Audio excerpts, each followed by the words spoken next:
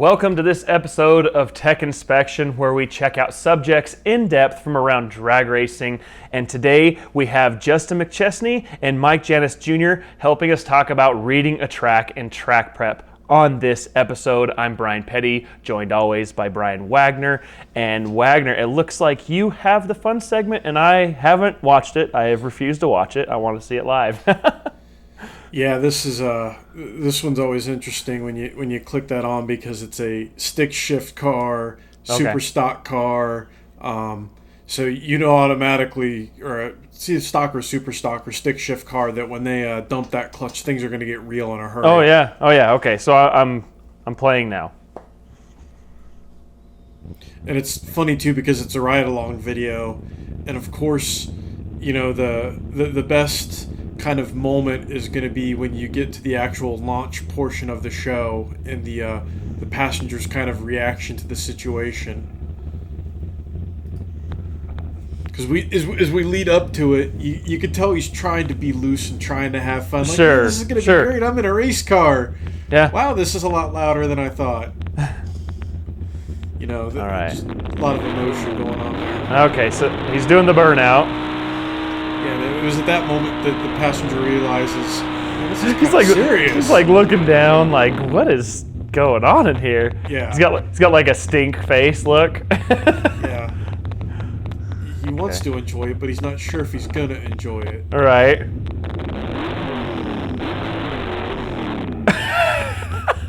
He skips the tires and. Yeah, he definitely doesn't know what to think of anything that's going on. He has no him. idea what's happening. Especially when he actually dumps the clutch, and then things escalate quickly.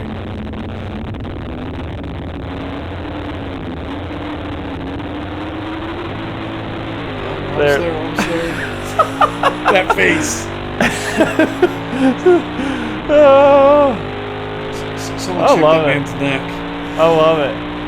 I think he almost went into the back seat if I had one. Yeah, it looks like it has a back seat. He was definitely not ready at all for what happened. No. That's cool. I always like watching drag racing with stick shift cars. I mean, I did it for years. I'm kind of over that. I want to go fast now, but yeah, definitely a different ride. And that guy was not ready in the slightest for that ride. So that's a good one.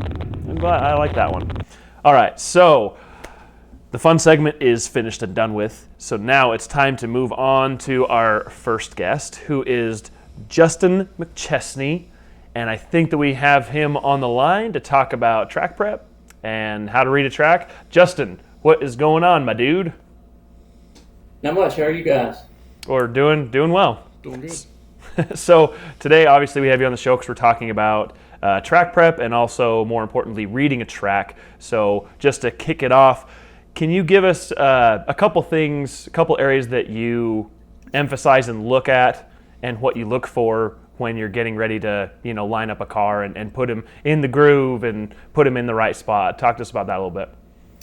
Well, there's a lot of factors that come into play, and you basically start planning that before the race even starts. You're already thinking about the weather, what kind of conditions you're going to have, if it's going to be sunny, if it's going to be overcast, cloudy, racing at daytime, nighttime, the facility you're at. This day and time also, it's who's prepping the track. People have different styles of how they prep, and you take that into consideration too. So it starts well in advance of even showing up to the racetrack for me. But when you get to the track, you're about ready to make a pass. If it's daytime, I'll try to get out and look at the track maybe 30 minutes or an hour before you run. That way you can kind of look at it and see what kind of base you're looking at before the actual prep starts, before your class. I always say that you want to take a look at it before they put the lipstick on it. So before they pretty it up, patch any bald spots or anything like that, you want to see what you're working with before that happens. Sometimes bald spots that have been there for a while and they scrape and patch over that. Sometimes that can be a little bit deceiving, so you kind of want to know where they're at on the track. And if you can, try to avoid them if possible. Go ahead. I was going to say, kind of going off of that as well, with radial tires, I've been on what we call the smart end and the dumb end of the tape measure with the race car. I've been the backup boy that puts them in the beams, and I've been behind the car trying to find the groove as well. When you're looking at that kind of stuff, what temperature-wise, what kind of track temperatures do you want to see ideally, and then what kind of becomes the danger zone when you're reading a track? Once again, it kind of goes back to who's prepping and how much glue is applied, but anything over 120, 115, 120 is kind of the spot where you really got to play your cards right. You kind of got to really study the track and what position you want to be in, and of course adjust your tune for that. 115, 120 gets above to the point where it's going to be tricky for sure. So I have a interesting question for you. Hopefully you got some insight. So being at the track, I've lined up cars. I did it. I haven't done it for a while, but I did it for years and years and years, right? Radial 275 style cars. And a lot of times we be at the track, and there are guys that they always use that track meter, right, to see what's pulling. And then there's other guys that you talk to, and they're like, what a waste of time. Like, why would you even, that's a total waste of time. Like radial guys, right? So right. I'm curious what your outlook is on it and why. Like, when do you think they're beneficial, and when do you think like they're not really needed? We don't have one with KBX. I've not used one specifically myself. I always like to read it on my own and get a feel for it with my foot, with my hand, whatever I need to.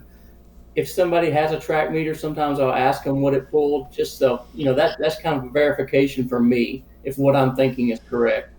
If one's pulling 300 plus, you're in pretty good shape. If anything over 400, you're pretty much ready to rock and roll. So I just kind of use it for verification if somebody else has one, and I can get a good judge on what I see at first, and then going from there. Let's tear this down to the basics a little bit more too. When you're looking at the track, where do you want to put a car? Just looking at it, you go up there, you look at the starting line, the lipstick's been applied, you know what you're working with. What are you looking for that sweet spot where you're like, all right, this is where I want my guy? Depends on how much rubber is built up, how much rubber and how much glue's there. I usually just feel with my foot, just check various spots across the track. A lot of people will go in the same groove every time. If it's really, really hot, that's probably not the best idea. I might want to go to a position that's 50-50 of fresh glue and where the groove's already been running. Or, if that's still kind of gooey, I'll go completely outside of it, go on fresh glue. A lot of times that fresh glue is going to be better than cars that have been down 2 or 3 times above that same patch. So I actually had a question right along those lines. Is basically because I did it for years, and I would do you put them halfway in the groove? Do you put them all the way? And then guys in front of me just completely outside the groove, way off to the left, way off to the right, and I'm like, man, like I always have a hard time making that call, being like, okay, that's junk. It's peeling up. It's greasy. It's mushy. I don't want it. Basically, what are the factors that make that decision for you? Like, hey, that groove is junk. We're going to move way to the left. We're going to move way to the right, and we're just going to see if we can make it down outside of the groove 100%. Like, what's the make or break? The make or break for me is I've always taken my right foot, and it's funny because you get a new pair of shoes, it feels totally different. But I try to use the same pair of shoes as much as possible. If you go up there, I put about the same amount of pressure and twist my foot, and you can kind of judge from there. If you try 2 or 3 different spots, you can kind of tell which one's got more grip than the other. So, it's not something of this is definitely going to be better. It's like, is this one better than that spot, or this spot better than that one? You don't know till you try about 2 or 3 different spots on the track. I love that you brought up the shoes thing, because I've done that, and it's like, man, this track's so much better, but it looks exactly the same as it was the last event. It's like, oh, right. I got new shoes. So anyway. Yeah. It's a lot like picking a good fruit. You got to kind of have, everybody's got their own little tricks of what they think it's going to feel like, what it should, smell like, or what it should look like. From your perspective, what do you see people do that's like, that's not what you want to do, man? What's a common mistake you see new people making? Honestly, when it's really hot and it's sunshine and beating down on the track, it's 120, 130 degrees, people going in the same path. I at least want to half and half that groove just to just to have a little insurance there, because if you got cars that are running on that same spot, it's going to wear out quickly when it's that warm. So that's the biggest mistake I see is following monkey see, monkey do, following the car right in front of you every time. And I think part of that too is that when I'm reading a track, I'm always making sure I'm seeing what the previous car has done, right? Because you want to see what they do, not at the start, but also when the car rolls out a little bit, because it might plant and roll, but then when it gets a little bit more out, they go to kick that power in, and you see that thing, kick the tires so far out, you need to reevaluate your plan in a hurry. For sure. That's I'll also usually walk out to 60 foot or so and feel the track out there. 40 to 60 feet. If it's hot and greasy, that's where you're going to see a lot of either rubber peeling up or it gets really gooey out there. So that area too is very crucial if you want to be in the groove or not. A lot of times when it's hot, greasy, you're at Georgia, it's 2 o'clock in the afternoon. You want to be most of the time a foot or two outside of that groove, just to be on that fresh glue that's not gooey. So for our cars that we mainly deal with is being Ultra cars and X275 cars and some LDR cars. I'll walk about 60 to 80 feet, but we're normally all in by then. So if we make it that far, we're good to go. So that's the crucial point for me is starting line to about 60 to 80 feet. So going on kind of like obviously like the track prep and 60 feet, 80 feet, what do you do? Like, what's the best thing to do when a track starts to get greasy and starts peeling up? Like, in your mind, what's the best thing that like the track crew can do to kind of alleviate and help that situation? Because sometimes they scrape, sometimes they just add more glue, sometimes they just drag it. I mean, what's the right combination? Let's say track temp's 140, it's peeling up at 40 feet to 100 feet. What do you do to the car, and also what should the track personnel do to help that? As far as the track personnel, the biggest thing that's going to help that is a flat drag, in my opinion.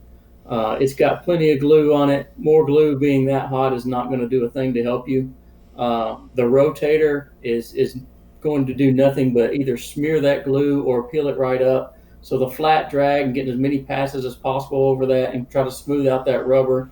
Try to get it as evenly as possible. If it's gooing up, it'll disperse that and drag it, above a lush, across a much bigger path, much bigger area. That usually helps more than anything. As far as spraying when it's that hot, it's probably got enough glue on it already. I like to usually not see any more glue sprayed. If it is, it just needs to be a light mist, like you're spraying a mosquito or something like that. But that's about it. From a tuning aspect of it, if the track temp's 130, 140, you want to make sure you go A to B. Most of the time, that's what's going to win that race. There's no need. A lot of drivers are coming up and like, well, this guy, he went a 4:38 in qualifying. Well, yeah, he did, but now that was at night, and now it's in the middle of the afternoon, and the sun's beating down. Chances are he's not going to go that fast again. So at that time, you're racing the track a lot more than you're racing the other lane.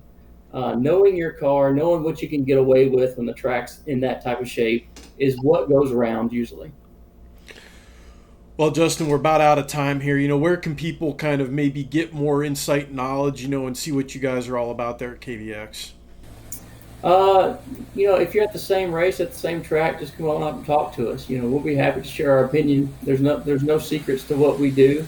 We just try to use our best judgments, and when it comes to track reading and track prep, experience means a lot. But talk to us. We'll be glad to share what we know and what we think is the best route to get you through some rounds. All righty. Well, that'll do it, Justin. Thank you so much for coming on. I wish we had more time. I'd like to dive in more on the topic, but time is always the enemy with us here. Sure. So Thanks for having me, guys. We appreciate you taking the time. Thanks, Justin. Thanks, Justin. No problem. Bye-bye.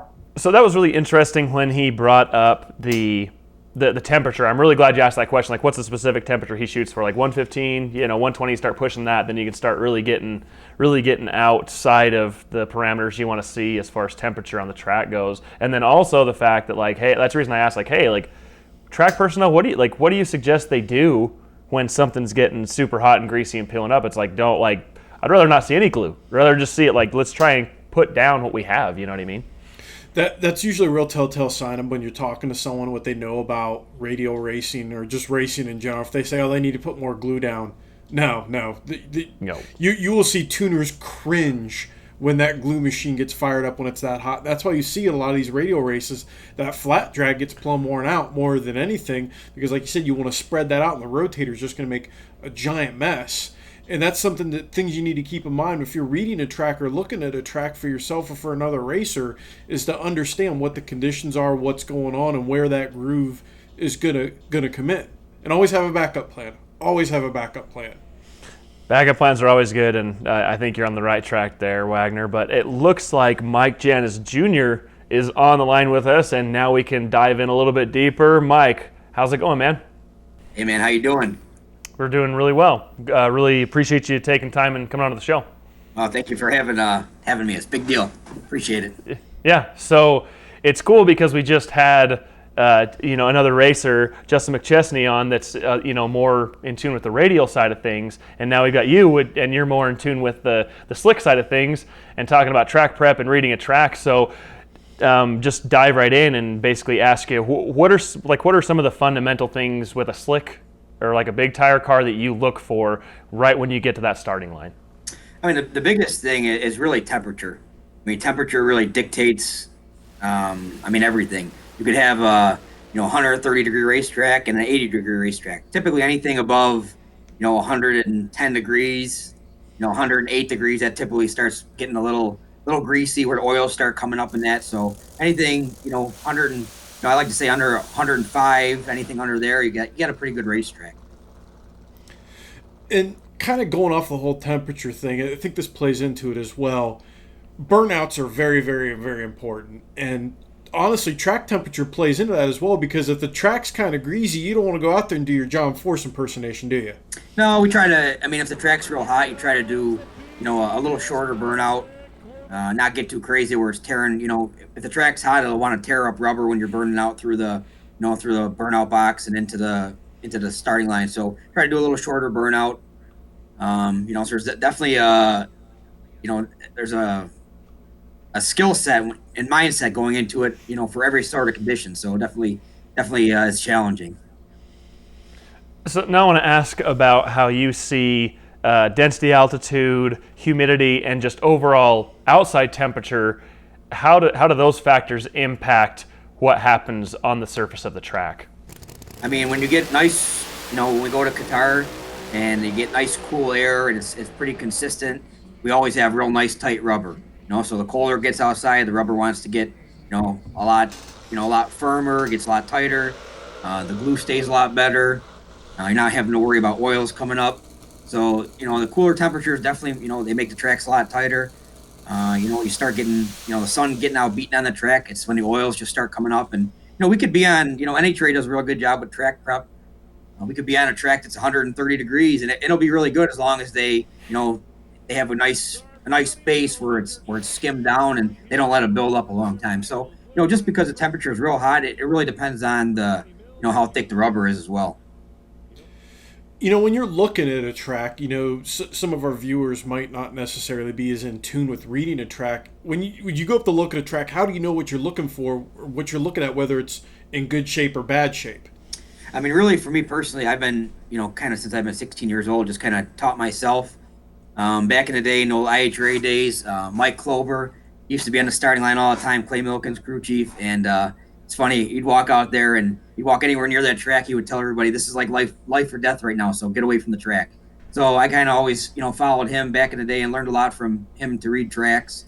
Now we're fortunate with Team AAP. We have David Cook, who's out there with the track meter, and he's sending us messages on our phones, giving us, track grip readings, and, it's really accurate. You could have use this for example, a 300 reading and then a 350 reading. So we'll see that 50 numbers. His stuff is pretty dead nuts accurate. So, having him on our side is definitely a huge advantage right now. So let's dive into that a little bit more with the track meter, because with radial racing, it doesn't seem like guys pay as much attention to it, but it seems like more on the slick side, like it's a lot more beneficial and important to keep an eye on. And why do you guys use it, and how do you see it being beneficial? Well, I mean, for one, I don't think the radials. I think if they tried to pull it, it'd probably rip the torque meter off. So I think that's probably why they really don't use it. Me personally, I've tried to use one time. I almost fell over and did a somersault. So I kind of stopped using it. I'm real big on my foot, my thumb, my temperature gun. But then, like I said, right now for the last few years being involved with AAP, David Cook's his readings are dead accurate. We know what we're getting before we go up there. We know when something changes, and provides information to all the teams. And it's definitely you have to have a baseline, no doubt about it. And the same person really has to be doing it every time in order to get you have your certain amount of weight on it. And so if I do it versus him or a guy that weighs 130 pounds, you're gonna get a different reading. So kind of you got one guy doing it, and we still use our own judgment for the most part, having been doing it for a long time, but it's been really accurate with him doing it.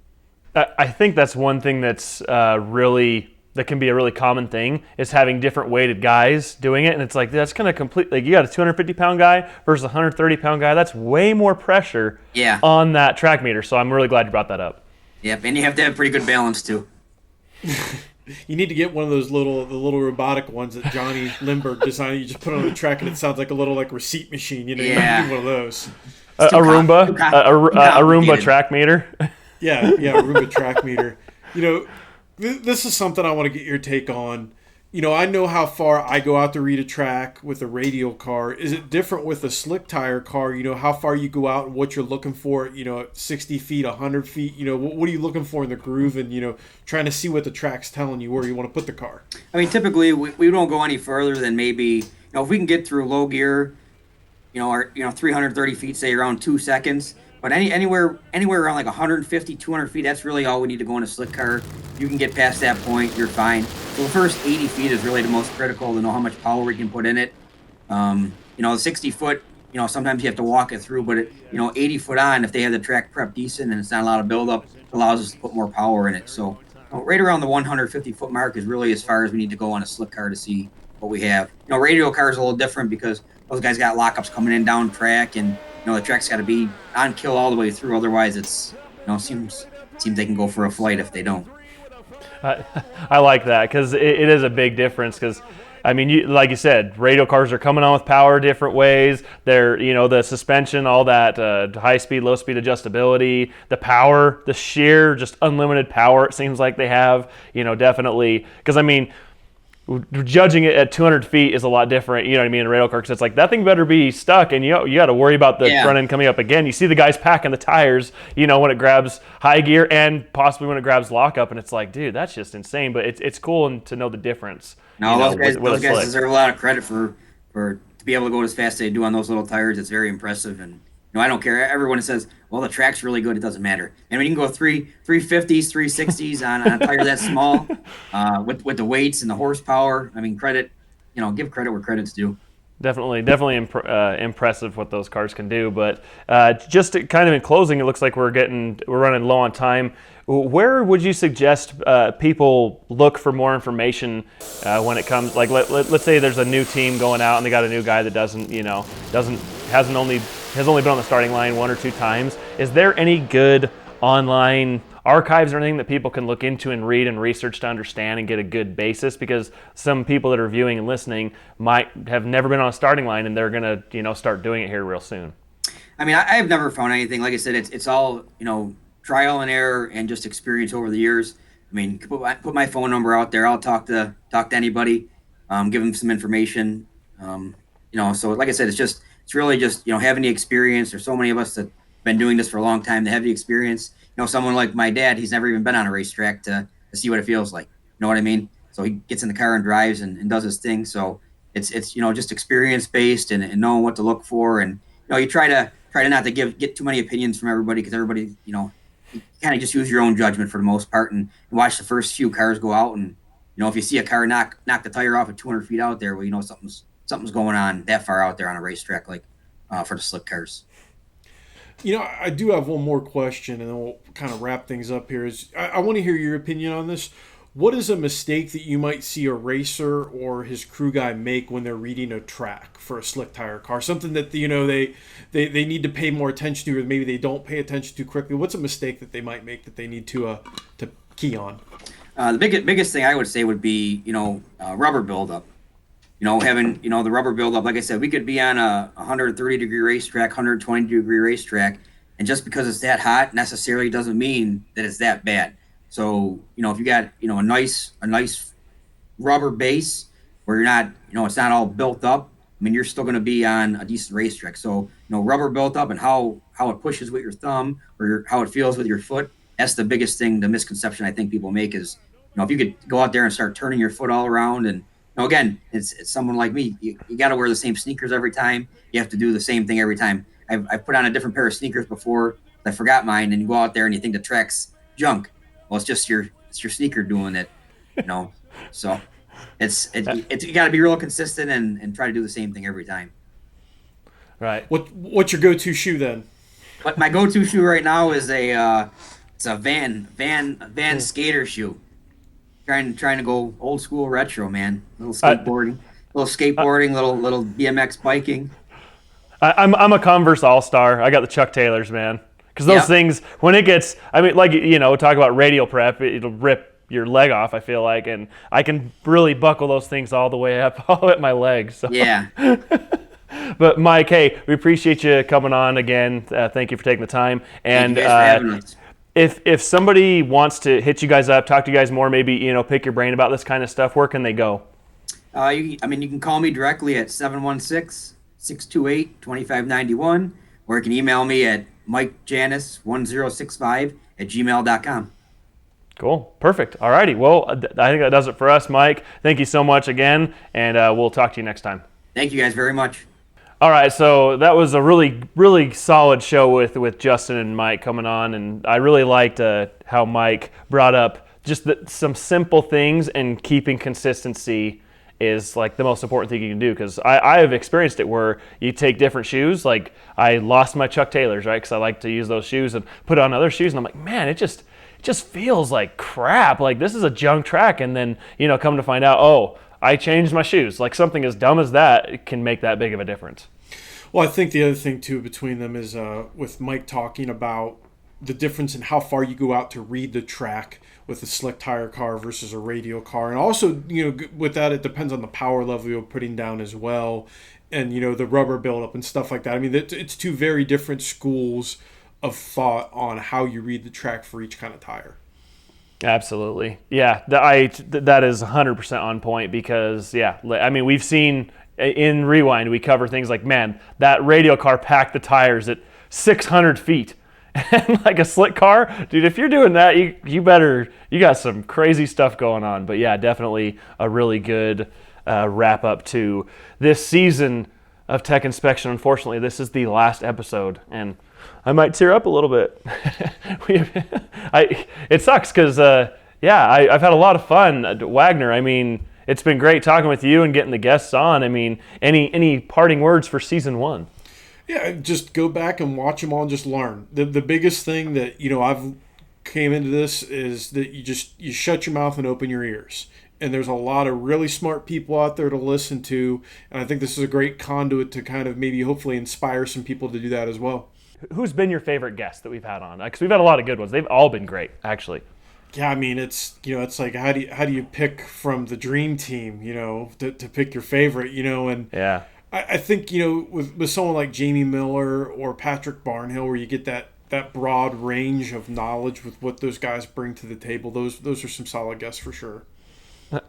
I really liked the guys from RJ Race Cars, the dad and the son, Rick Jones. That was really cool to have them, because the son was there helping the dad, and the dad was there helping the son. That was really cool to have them on. But definitely, I don't know if I could pick a favorite, honestly. There's just been so many good guests with just an insane amount of knowledge. Pete Harrell, when he came on, that was really cool. And catching up with him, and then even on this episode, catching up with Jason Lee. I met him years and years and years ago here on the West Coast, and it's been a treat. I've learned a lot, and I'm sure, Wagner, you've learned a lot too. I don't know how you could watch this and not learn, even if you're super experienced.